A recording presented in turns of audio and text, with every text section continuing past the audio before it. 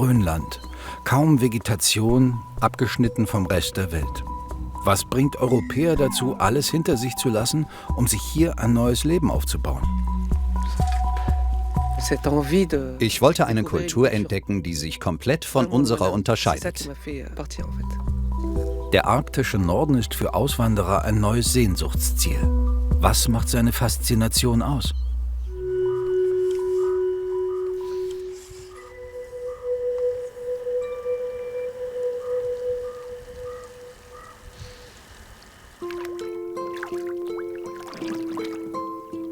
Der Sermelikfjord im Osten Grönlands. Der Wind bläst kalt bei 5 Grad Celsius. Es ist Sommer, Zeit für den Kabeljau. Max Audibert macht sich auf zum Fischen. Fische schmecken einfach gut. Jagen und Fischen, das sind die wenigen Möglichkeiten, um hier an frische Nahrung zu kommen. Max ist gebürtiger Franzose. Als 20-Jähriger wächst in ihm der Wunsch auszuwandern. Er liest viele Bücher und fasst einen Plan. 1989 verlässt er seine Heimatstadt Marseille, um seinen Traum zu verwirklichen. Wenn man jung ist, fragt man sich, was man machen will, was einen interessiert. Und irgendwann dachte ich, bei den Inuit leben und Jäger werden. Das hat mich total gepackt. Die Jagd als solche hat mich eigentlich nie interessiert. Es war eher diese Art zu leben. Ich habe viel gelesen. Und da wurde mir klar, ich will an die Ostküste Grönlands. In ein kleines Dorf, wie hier. Ich wurde einer Jägerfamilie vorgestellt und so ging es dann los. Als Max in Grönland ankommt, spricht er kein Ostgrönländisch. Er muss sich mit Händen und Füßen verständigen. Bei minus 15 Grad zieht er mit auf die Jagd und lernt sein Leben nach der Natur auszurichten.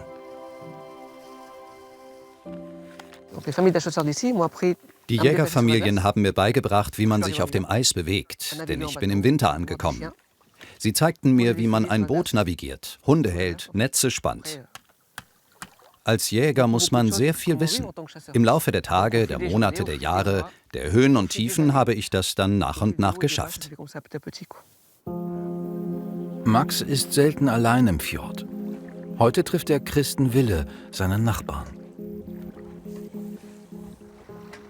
Curry, Fisch mit Krähenbeeren, das wäre lecker, oder? Ich fahr mal weiter. Sag Bescheid, wenn du was fängst.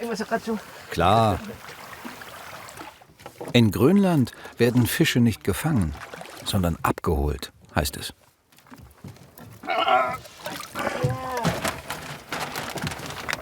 Ein derart großer Kabeljau erfüllt aber auch Kristen mit Stolz. Kristen und Ida sind alte Bekannte. Sie kenne ich schon lange. Sie stammt aus dem Dorf. Ihn kenne ich seit 2000, 2001. Er kommt von der Westküste. Er ist ihr Ehemann.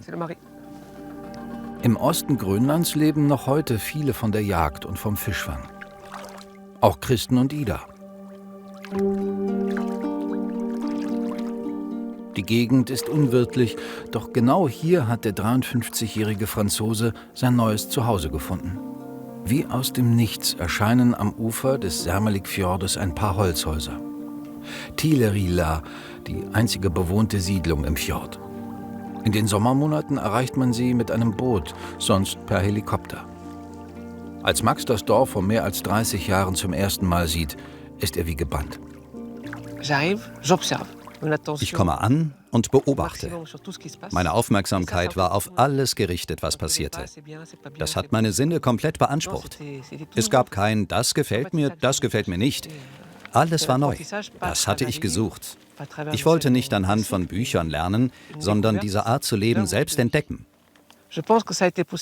Dass es funktionierte, hat verschiedene Gründe. Aber wahrscheinlich war es einfach der richtige Weg. Die Inuit können sich die Motivation des jungen Franzosen nicht erklären. Zu der damaligen Zeit gibt es keinen Tourismus. Max schreibt kein Buch, er macht keine Fotos, er reist nicht wieder ab. Nein, er interessiert sich für sie. Nach und nach entwickelte sich bei den erfahrenen Jägern eine Art Beschützerrolle. besonders am Anfang. Das war wichtig, denn gerade im Winter kann man nicht einfach irgendeinen Nonsens machen.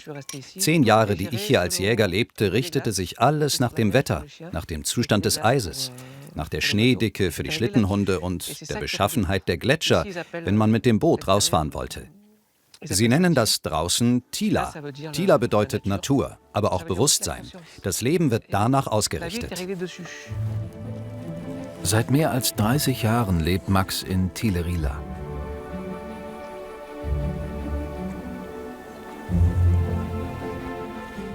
Die Siedlung hat ihn geprägt und er ist ein Teil von ihr geworden.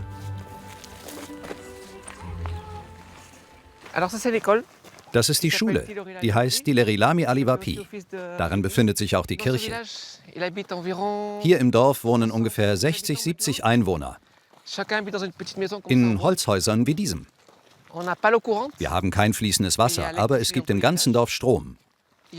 Genau hinter mir ist der Wasserspeicher in Grau. Da gehen alle mit ihren Kanistern hin.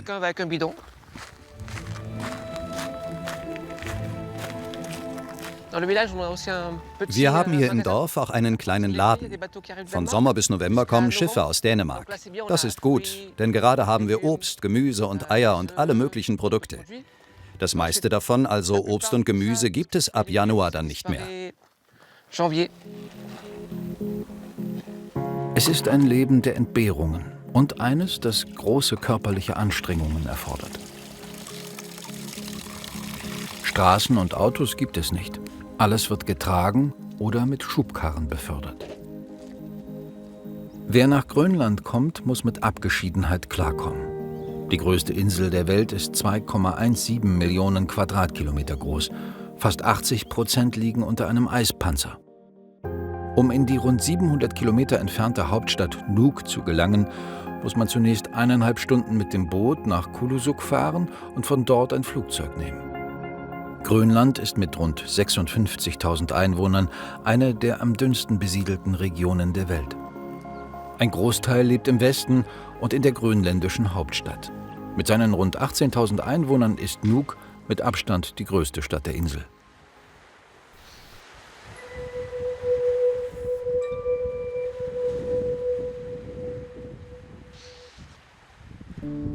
Verena Huppert-Carlsson stammt aus der Nähe von Wiesbaden.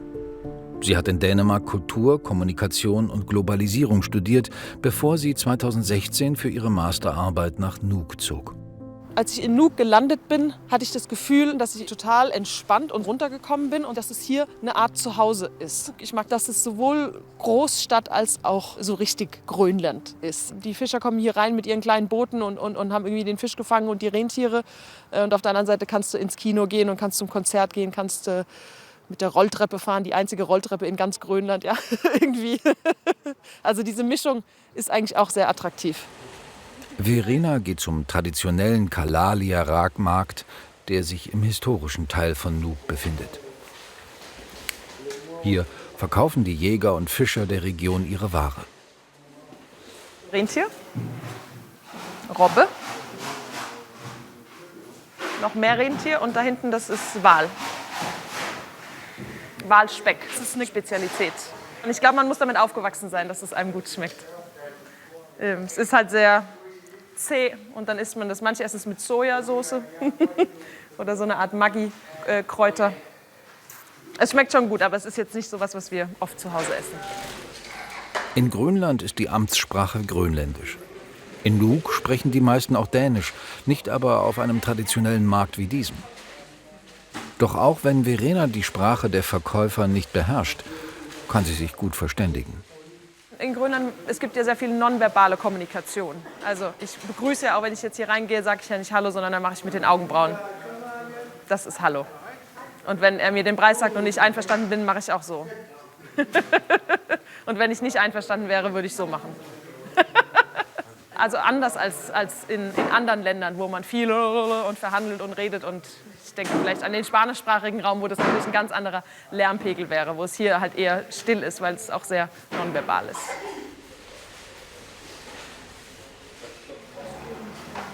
Hi. Hast du einen schönen Lachs für mich? 2 Kilo Lachs, für umgerechnet knapp 30 Euro.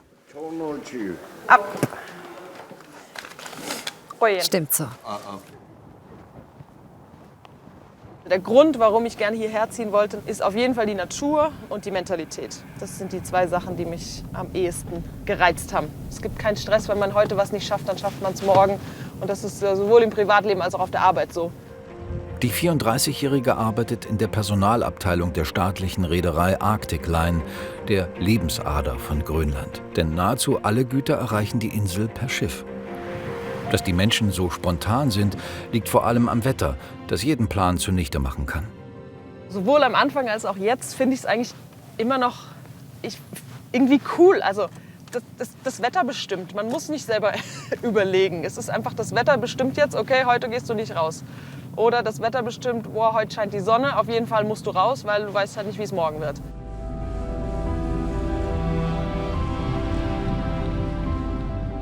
Bis 1953 war die Insel dänische Kolonie. In Nuuk erinnert noch heute viel an diese Zeit. Der dänisch-norwegische Pfarrer Hans Egede kam 1721 nach Grönland und gründete wenig später eine Kolonie, aus der Nuuk entstand. Als Missionar machte er die Ureinwohner zu Protestanten. Noch heute gehört Grönland zum Königreich Dänemark. Mittlerweile verwaltet sich die Insel aber selbst. Hi. Hallo. Hi, hi. Hi, hi. Oh. Ein kleiner Fisch. Ein Lachs. Verena kam gemeinsam mit dem Isländer Brandur Karlsson nach Nuuk. Brandur ist Abteilungsleiter im Büro der Bürgermeisterin. Vor 2 Jahren heirateten die beiden. 2021 bekam sie ihren Sohn Josef. Es war immer Verenas Traum, nach Grönland zu ziehen. Ich wollte es für 1 Jahr versuchen, vielleicht auch 2. Aber dann gewöhnt man sich sehr schnell daran und merkt, dass das hier ein wirklich guter Ort ist. Und plötzlich sind daraus 5 Jahre geworden. Wer nach Grönland auswandern will, braucht dort einen Arbeitsvertrag. Da die Insel 1985 aus der Europäischen Gemeinschaft ausgetreten ist, muss man als Europäer ein Arbeitsvisum beantragen. Das war halt schwer am Anfang erstmal zu durchschauen, was ist es, was muss man da machen, was erwarten die von mir. Und auch meinem Arbeitsplatz zu erklären, das müsst ihr quasi ausfüllen, sonst darf ich gar nicht kommen. Und dann eben darauf zu warten. Teilweise ist die Bearbeitungszeit irgendwie 10 Monate oder so. Die Zeit hatten wir damals nicht, da habe ich ein bisschen Druck gemacht, dann ging es auch ein bisschen schneller. Aber es ist schon eine große Arbeit, immer diese Aufenthaltsgenehmigung. Und die muss man halt jedes Jahr erneuern. Für Verena ist Nuuk kein Ort der Entbehrungen, aber vieles ist hier eine Frage des Geldes. Es gibt schon so ziemlich alles an Früchten und Gemüse. Es kommt halt immer darauf an, was man gerne dafür bezahlen möchte. Also so Aubergine kostet schon zwischen 7 und 8 Euro. Und so eine Schale Nektarinen kostet halt so zwischen 4 und 5 Euro, was ich eigentlich aber okay finde. Ich meine, die Lebenshaltungskosten sind natürlich hoch, aber das Gehalt ist entsprechend ja auch angepasst. Man muss dazu natürlich auch sagen, das ist jetzt Nuuk. Hier kommen alle Schiffe als erstes hin und so weiter. Ist halt dann billiger als an der Küste. Ein Leben an der Ostküste ist in jeglicher Hinsicht teuer erkauft. Als Max vor mehr als 30 Jahren nach Tiilerila auswanderte, wollten ihn seine Verwandten davon abbringen. Sie machten sich große Sorgen. Als ich hier ankam, konnte ich mit Freunden und Familie nur per Post in Kontakt bleiben. Alle 3 Wochen habe ich einen Brief geschickt und 3 oder 4 Wochen später habe ich eine Antwort bekommen. Ich fuhr ja nicht in den Urlaub, sondern für mehrere Jahre weg. Natürlich war das für meine Eltern hart. Abgeschieden vom Rest der Welt baute sich Max in Tiilerila ein neues Leben auf und gründete seine eigene Familie. Von seiner Frau, einer Grönländerin, lebt er inzwischen getrennt und auch seine beiden Kinder sind bereits erwachsen und arbeiten in Nuuk. Heute wohnt Max wieder allein. Einsamkeit ist ein großes Thema. Wenn man allein nach Hause kommt, ist es gar nicht so einfach, das gebe ich zu. Aber es ist auch eine Möglichkeit, sich selbst besser kennenzulernen. Es gibt natürlich Dinge, die man machen kann. Und jetzt haben wir ja auch Internet im Dorf. Dieses Jahr funktioniert es sehr gut. Man ist zwar allein, aber man kann sich auch ein bisschen ablenken.